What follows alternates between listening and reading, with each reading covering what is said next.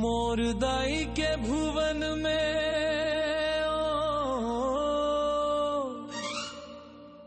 लंगूर नाचत हवे, लंगूर नाचत हवे मैया के अंगना में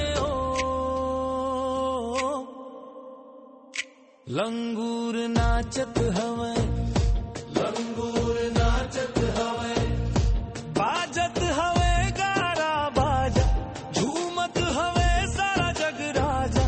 शेर वाली के सवारी देख के मन हर्षावे, ध्वजा फहरावत हवे लंगूर नाचत हवे, लंगूर नाचत हवे।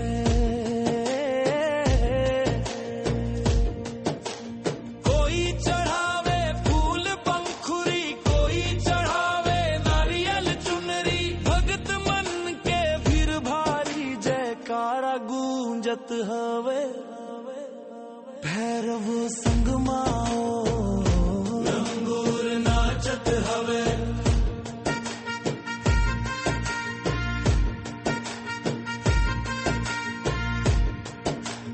इत्र कुमार गावत हवे, दाईला सुनावत हवे।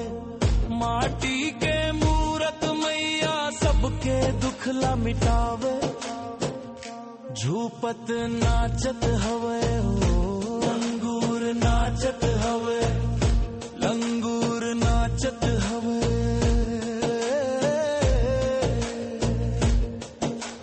लाली चुनरी मैया के चम चम चमकत हवे, माथे की बिंदिया देख चंदाल जावत हवे।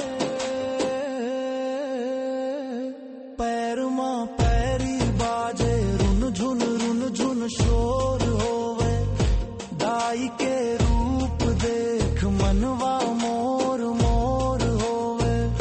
हवा मां मैया के अंचरा लहरावत हवे,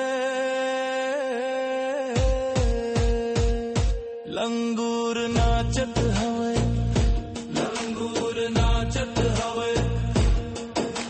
सारी रात जगराता होवे, जोत अटूट जलत हवे। भगत मन के सेवा मां मैया तोर मन रमत हवे। ढोलक मंजीरा बाजे गूंजे थपकी अवतार, दाई तोर दया से खुश है सब लइका बा।